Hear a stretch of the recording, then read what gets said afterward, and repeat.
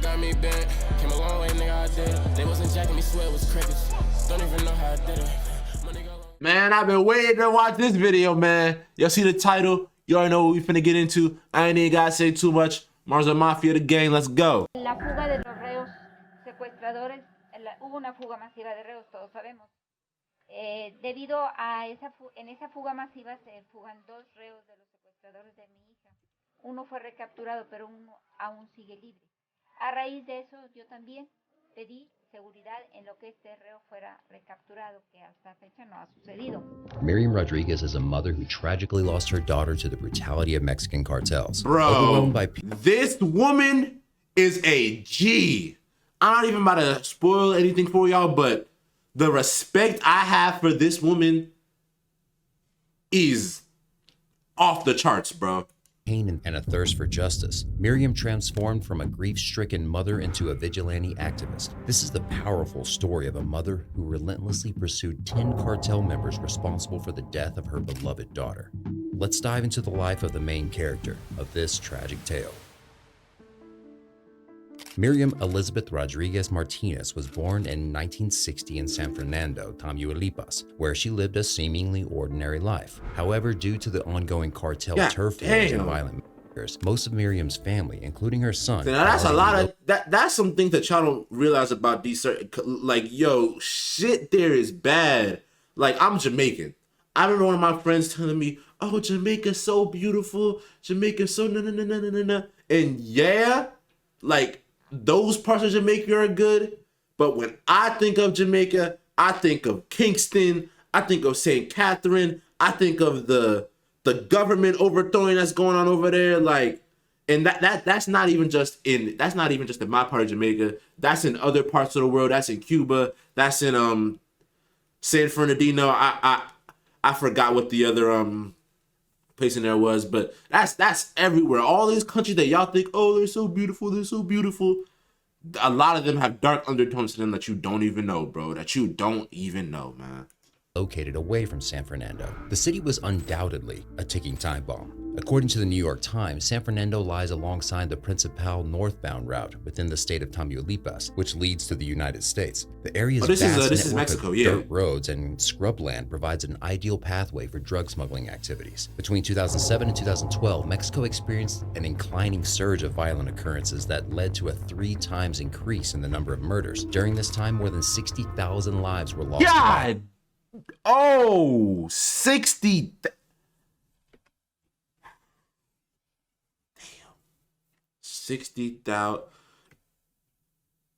You got, okay, so from a 5-year span, that means 12,000 lives was lost every year. That shit is wow. Countless civilians were either reported missing or forced to abandon their homes in fear of danger. The surge was encouraged by a significant increase in drug trafficking and the changes in government propositions to combat drug trafficking organizations. This situation highlights the difficulty that Mexico confronts in its battle with growing crime rates. Despite the anger, Miriam's 20-year-old daughter, Karen Alejandra Salinas Rodriguez, decided to stay in the city to finish her education and assist her mom with her business. Everything was as great as it could be. Unfortunately, tragedy hit the Rodriguez family. In 2012, Miriam's daughter Karen was abducted by the infamous Los Zetas cartel. Miriam and her family searched tirelessly for her daughter. Bro, and this is why I'm so grateful for my family and all the other immigrant families that got their family out of where they were, whether it was Mexico, Jamaica, Cuba, Haiti, DR. Like, I'm grateful for that because, dog, I'm thinking this could have been my sister. This could have been one of my cousins. This could have, like, damn, bro. Zetas demanded the family pay a heavy ransom in exchange for their daughter's life. The term Los Zetas what do they even might take her sound for? familiar to you. You see, Los Zetas is a Mexican criminal organization based in Nuevo Laredo. The gang originated in the late 1990s when commandos of the Mexican army abandoned their ranks and started working as the enforcement arm of the Gulf Cartel. Los Zetas was one of the most dangerous drug cartels and was known to utilize shock and awe tactics, which means they don't hesitate to torture, kill, or beat other people. So they just did that shit for no reason. They did that shit to but scare they also people. operate through protection rackets, assassinations, extortion, kidnappings, and other illegal activities. Last week, you had the worst in this entire drug war, with 72 migrants killed. 72 people were killed in one day. Just imagine that for a second. Just imagine that operates primarily just below Laredo and Brownsville, Texas. They actually operate all over Mexico, but that's sort of their home base. They're accused of gunning down 72 migrants. That's obviously the worst that's occurred in what's an incredibly bloody drug war here.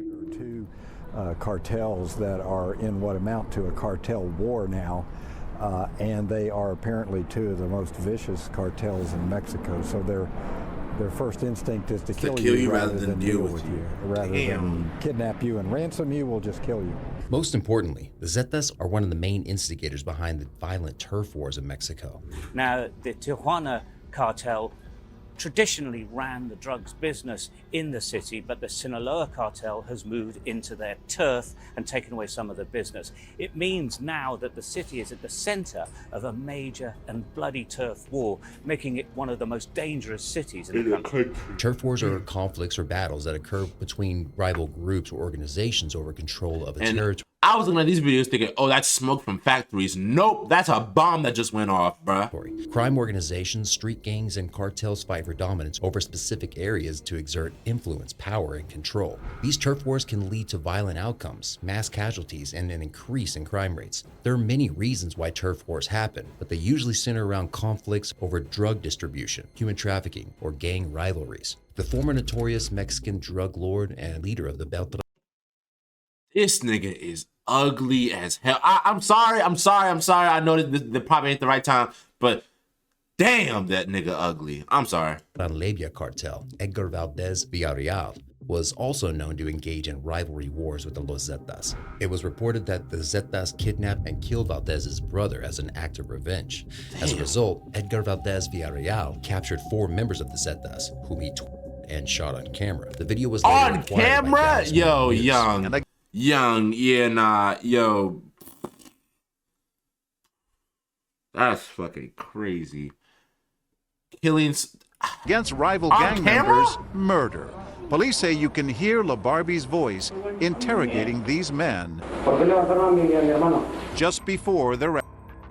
So, as you can see, these cartels and gang members aren't hesitant to abduct or even kill someone. These motherfuckers not the ones to play with, The issue of turf wars and gang violence has prevailed over the country of Mexico for years, and communities have been affected by the ongoing brutality. They pose significant threats to people's safety and security, and they also disrupt the efforts of law enforcement agencies tasked with countering organized crime. Bro, when the law can't do shit, when the cops and the government can't even stop it, bro, that's how you know you in some deep shit, bro. When the cops and the government can't stop it, bro, it's tough.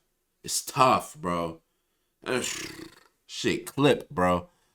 And gang-related violence. Karen Rodriguez is one of many victims of this savagery. Through the cloud of tragedy loomed over the Rodriguez family, Miriam was determined to get her back.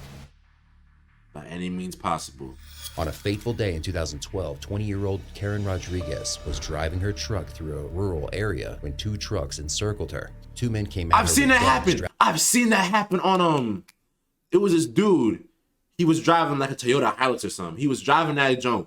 A truck came this way, blocked him, and another truck was about to block him this way. The nigga backed up and then went through like kind of like the wood area and then got out and then went back to the U.S. border, bro. Them niggas was about to, boy. Whoo. Dragging her from the car. And that's some scary shit, later, man. The 2 men took her to the Rodriguez family home and tied her up. They were about to proceed with their ransom plan when a family friend dropped by and witnessed the scene, ruining the kidnappers' plans. At this point, the kidnappers decided to abduct both Karen and the family friend. After the kidnapping took place, Karen's family started receiving threats and ransom demands. Miriam and her family had no choice but to take out a loan from the bank to pay their daughter's ransom. Yes, a loan. Apparently, there have been so many kidnapping for ransom incidents in the city of San Fernando that the bank started issuing ransom loans. Miriam and her husband almost had no trouble receiving one. They were willing to pay as long as their daughter was safe. Miriam and her husband were told to drop the ransom money off at a local medical facility. They were directed to wait at a nearby cemetery for further instructions, but the couple was not contacted. Miriam refused to give up.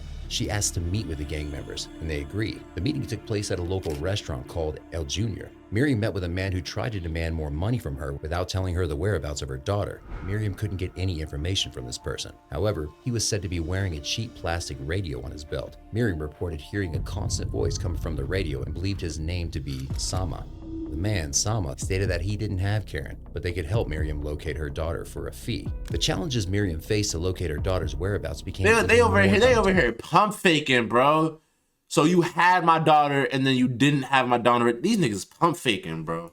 Desperately, Miriam agreed to pay the gang $2,000, but they still wouldn't answer her But yeah, calls. bro, I would pay any amount of money, murk anybody I have to. That's my child, bro. Fuck is you talking Did about? return the calls. The kidnappers asked for an extra $500. The family continued to wait, but Karen never returned.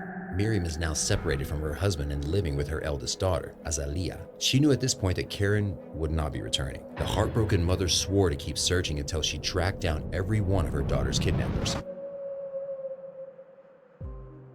This is where Miriam's vigilante detective work begins. An important note to remember is that the reason Miriam had to go to such lengths to investigate her daughter's disappearance is because the police refused to do any work to help the Rodriguez's family. Miriam is more determined than ever.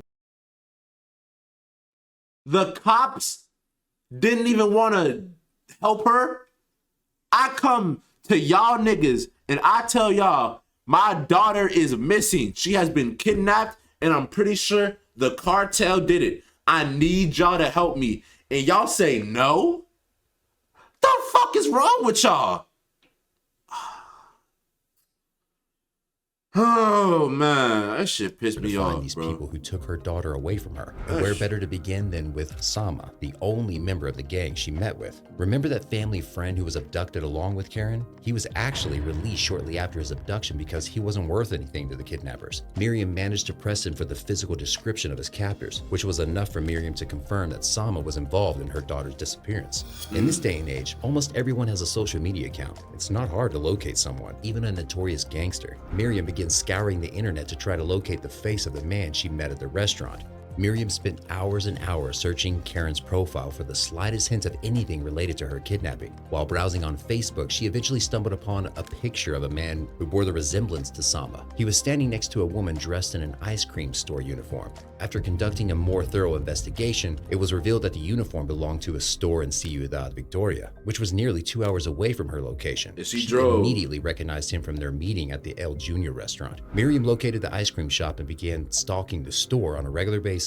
She found the woman employee from the picture and memorized her working hours. Miriam watched the woman employee during her shift and waited patiently for Sama to show up. Finally, when she spotted Sama coming into the store, Miriam waited to follow the couple home and recorded their address. This sounds really creepy and all, but I guess it's not that bad. Nah. Fuck, that's not creepy. That's not bad. Bitch, you motherfuckers are the reason why my daughter isn't here now. Fuck all that, man. I'm doing whatever it takes, bruh. I'm with the mother on this shit, man. That shit ain't creepy at all, bruh. The person you're stalking is the kidnapper and potential killer. Still, this information is good, but it's not enough to get the police involved. Miriam needs more information. She needs to get closer to these people. And in order to do that, she needs to go undercover. Oh shit, I didn't even know she did Miriam cut that. her hair and dyed it bright red so no one would recognize That's her. where She put on an old government uniform she kept from an old job at the health ministry and went from door to door in Sama's neighborhood conducting fake surveys. Her goal is to collect as much information about Sama as possible. After she's done all the hard work, Miriam took her findings to the local authorities, hoping they would lend her a hand. Unfortunately, she ran into a bump in the road. It turns out the kidnapping and crime rates in the city had inclined tremendously. In those areas, there were shootings and kidnappings. 11 people reported Oh killed. my God. There were over 70,000 missing person cases due to the cartel activity. Additionally, the number of homicides in Mexico had doubled, and no significant measures were being taken to address the situation. Therefore, no law enforcement officers cared enough about Miriam or her daughter to do anything about it. It took Miriam. And niggas was like, oh, why is she taking matters into her own hands? Her own government, the law don't give a fuck about her right now, bro. That shit pisses me off, bro. Had a lot more time to find someone who was willing to help her. By the time an arrest warrant was issued, Sama had already taken off. Miriam was frustrated, but she refused to give up. She spent more time identifying and locating more gang members from Sama's crew. Before you know it, Miriam located a large number of photographs of Sama and his gang crew. That just goes to show how amazing Miriam was at her detective work. Maybe it was an act of karma, but Sama eventually resurfaced. On September 15, 2014, Mexican Independence Day, Miriam's son Luis was closing his shop in Ciudad Victoria when he spotted a familiar slender man in his shop. Luis recognized that the man was Sama. He dropped everything and called his mother while trying his best to keep an eye on Sama. And of course, Sama was arrested. And he quickly gave the police the names of his accomplices who were involved in Karen's abduction. One of the names was God, Christian Jose Zapata Gonzalez, an 18-year-old. He was brought in for questioning. Miriam witnessed the questioning, and from her perspective, Christian looked like a scared child. Miriam sympathized with the young man. At one point during the interrogation, Miriam came in to offer Christian her lunch and went to buy him a drink. Later, the I officers... ain't gonna lie. You better than me, cause it's fuck that nigga. I don't care how old you are. My daughter is one of the most important things to me. I don't have a daughter right now, cause you feel what I'm saying, I'm 17. But when I have a daughter, bro, if something like this happens to her, nigga, fuck you. I don't care how fucking old you are. You could be 15, 14. Fuck you. Where's my daughter, nigga? Where is she? questioned her kindness towards the boy. According to Miriam's friend, Idalia Salvidar Villavicencio, who was present during the questioning, Miriam said, "He's still a child no matter what he did, and I'm still a mother." When I heard like I said, you better than me, because fuck that nigga. Where's my daughter? Now, it was like my own child. Touched by Miriam's compassion, Christian told the investigator everything they needed to know, which includes Karen's location. "I'm willing to take you to the ranch where they killed them and where their bodies should still be buried." Where Christian their said bodies should still be buried.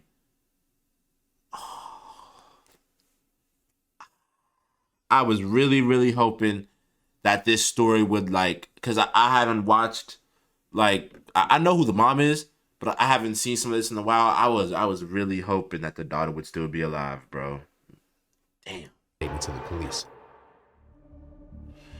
Christian led them to an abandoned ranch house near San Fernando, Tamaulipas, Mexico, that was littered with bullet holes, a remnant of a gunfight months earlier. The place was left in a horrifying condition. While scouring through the debris of the ranch house, Miriam Rodriguez stumbled upon a scarf. Miriam recognized the scarf belonging to her daughter, and she also found a seat cushion from Karen's truck on the top of the pile. This discovery confirms Miriam's suspicion that her daughter had been killed, except forensic claims that Karen's body wasn't recovered at the ranch, which Miriam refused to believe. In 2015, a group of scientists confirmed that Karen's remains were found at the ranch. Following the revelation of an abundant discovery of dead bodies, the region underwent extensive excavation. However, it was only after Miriam insisted on a second check that Karen's femur was finally found. Miriam was driving home from the ranch when she passed by a barbecue restaurant where she had eaten with Azalia 2 days after Karen was abducted. She remembers meeting Elvia Yulisa Betancourt, an old neighbor at the restaurant as well. Miriam recalls asking Elvia if she had seen Karen, which she denied. It could be a sixth sense or a gut feeling, but Miriam thought the interaction was strange. She was lying! Oh! Ooh. Man. Enough to have her start looking into Elvia Yulisa Betancourt. She thinks her neighbor could be an accomplice to Karen's kidnapping. Miriam started researching Elvia and found out that she was involved romantically with one of Karen's abductors, who was imprisoned at the time. Like what she did with Sama, Miriam started stalking the prison during visiting hours. She waited until Elvia showed up and had her arrested. It was later discovered that some of the ransom calls received by the Rodriguez family came from her home. Another point to Miriam for having a great sense of observation. Months passed and Miriam continued her research and evidence discovery work. Soon, Miriam ran across a man named Enrique Yoel Rubio Flores, who she recognized as one of the culprits behind her daughter's disappearance. The media called him a born-again Christian. Miriam traced Flores back to his hometown. Fuck all that born-again Christian shit. You're responsible for my daughter being dead, bro. Fuck you. You're in hell regardless, bitch. Nigga, fuck is you? And paid a visit to his grandmother. Miriam learned from Flores' grandmother that he attended church regularly. So she started attending mass at his church to observe him. Eventually, Miriam contacted the authorities about her findings, and they arrested Enrique Yoel Rubio Flores at the chapel. At the scene of the arrest, Flores' family begged Miriam for mercy, but she scoffed and stated, "Where was his compassion when they killed my daughter?" Yeah, no mercy. Miriam's wildest investigations. At this point, Miriam Rodriguez is 56 years old and has been chasing down her daughter's killers for a few years, but she couldn't care less about herself. Miriam remains persistent. She refuses to back down until she brings all of her daughter's killers to justice. Say, not even just for her daughter, bro. These motherfuckers could be out here killing other people's daughters, other people's sons, you feel me? This time she had her eyes on a young florist. Miriam learned that this man used to be a florist before joining the cartel, and he's most likely returned to his old past to stay out of the law enforcement's way. After receiving an anonymous tip, Miriam located the man selling sunglasses near the United States and Mexico border. The man recognized her and ran away. Fortunately, Miriam came prepared. She ran after him, tackled him to the ground, and pointed. Hey, and he got speed. And he got, and she got speed. And she got speed. She ran after that. She got speed. Yeah. This mom's an OG, bro. She tough. Pointed a gun at him. Miriam detained the man for approximately an hour until the authorities. She pointed a glick at him, bro. This is the most savagest mother I've ever seen, bro. I have so much respect for this mother right here, bro. Man, bro. Rest in peace to her daughter, man. For real, bro. Rodriguez is not only doing police work at this point, she's doing James Bond work. She literally caught a criminal all on her own. Criminals! Miriam should have been made an honorary detective at this point. Well, back to the story. Miriam Rodriguez dedicated 3 years of her life to tracking down almost all of the living gang members responsible for kidnapping and killing her daughter. She managed to hunt down 10 of them. In her nonstop pursuit of justice, she adopted various cunning tactics, including dyeing and cutting her hair, obtaining fake IDs, and disguising as health workers and election officials. These methods allowed her to gain proximity to the gang's family members and associates. Though most of the time people would slam the door in her face, Miriam remains persistent. Miriam pieces together fragments of information, slowly investigating the men she sought. Her determination and investigation skills brought her widespread recognition in Mexico, but this newfound fame also exposed her to danger. Yeah, because now niggas know who they are, bro. I'm telling you right now, if the Mexican government didn't put her in some type of witness protection zone, or if they didn't like send her off to America, I'm gonna be pissed. I'm gonna be fucking pissed, bro. A powerless woman in her 50s challenging a prominent gang in the country, Miriam's openness about their crimes served as an inspiration to other families with missing children, encouraging them to stand up and fight rather than to hide in fear. However, this exposure made her vulnerable, attracting threats from those associated with the cartel. Recognizing the danger she faced, Miriam sought help from the Mexican government and requested protection. During an incident, some prisoners managed to escape from the same jail where her daughter's kidnappers were being held. La fuga de los reos secuestradores, hubo una fuga masiva de reos, todos sabemos. Debido a en esa fuga masiva se fugan 2 reos de los secuestradores de mi hija. Uno fue recapturado, pero uno aún sigue libre. A raíz de eso, yo también pedí seguridad en lo que este reo fuera recapturado, que hasta fecha no ha sucedido. On April 17th, Miriam pursued a woman who worked as a nanny for a family in Ciudad Victoria. Once again, Miriam spent days stalking the family home until she saw the young woman. When the nanny was arrested, Miriam was reported chasing her on foot, resulting in an injury. Miriam managed to place another one of her daughter's killers behind bars. She's one step closer to achieving her mission. Unfortunately, in May 2017, Miriam Rodriguez was found dead outside her home. On May 10, 2017, Mother's Day. That's some bullshit. And on Mother's Day, that is fucked, bro. Rest in peace to Miriam Rodriguez, bro. Dog. What did I tell y'all, bro? Bro, if the Mexican government just gave her some sort of protection, this wouldn't even happen. Hell, all they had to do was just be like, hey, we gonna send somebody a car for you. And we gonna take you to the U.S., get you your green cards, your visas, and whatever, and you just gonna live there. Bro, that shit hurt, bro. That shit hurt, Mexico. bro. Miriam was shot with 13 bullets by the same prisoners who had earlier escaped from. And this is all the Mexican police's and government's fault, bro. Cause y'all jails aren't fucking secured, for one. So this wouldn't have happened. 2, my daughter wouldn't have been fucking killed, and it probably wouldn't have taken this long to find her killers and stuff if y'all just fucking helped me to... Jail, the people she put away for abducting and killing her daughter. In her quest to seek justice, Miriam Rodriguez became a symbol of courage and resistance against the criminal underworld, demonstrating the lengths a mother would go for her child and inspiring others to do the same. It was reported by the police that the day Miriam was killed, she was driving home to a small house where Karen once lived. She parked and exited her car. Then, a white Nissan truck pulled up beside her and shot Miriam 13 times. Her husband found her lying on the street with one arm in her purse, reaching for her pistol. Miriam died on her way to the hospital. Miriam's death created turbulence across Mexico. Authorities scrambled to search for her killers. Shortly after her death, State's Governor Francisco Javier Garcia Cabeza de Vaca tweeted, "The government of Tamaulipas will not allow the death of Miriam Rodriguez to turn into yet another..." I know if she was still here, she would probably say something like, "Y'all can do this for me, but y'all couldn't have done this for my daughter." I know she would have said that. I know she would have said that, man. Statistic. Hashtag no impunity. Clearly, those who put a hit out on Miriam were afraid of her vigilante activism. Miriam passed away, but her message remains untouched. Her son, Louis, desperately wants to find her mother's killers, but he's afraid of following in his mother's footsteps. Louis stated, "I won't make the same mistakes as my mom." Seeing the result of Miriam's pursuit, many people worry they will suffer the consequences of the cartel's vengeance.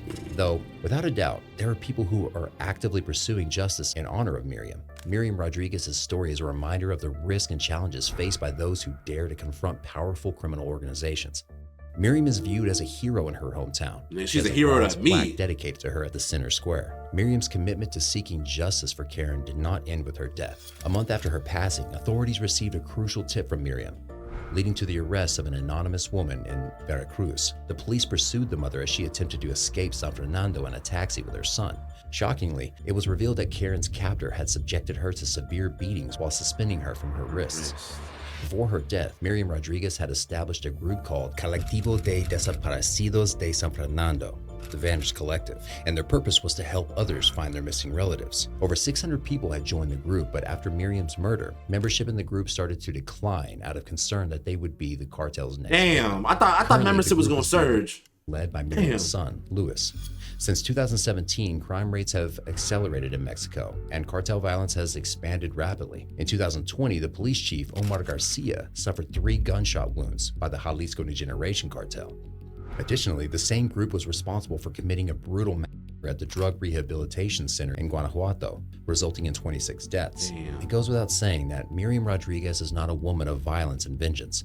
Although she sought justice for her daughter's death through excessive means, her actions... Excessive? No, don't even say that. That's not even excessive means, bro. Her government wasn't helping her. The law wasn't helping her.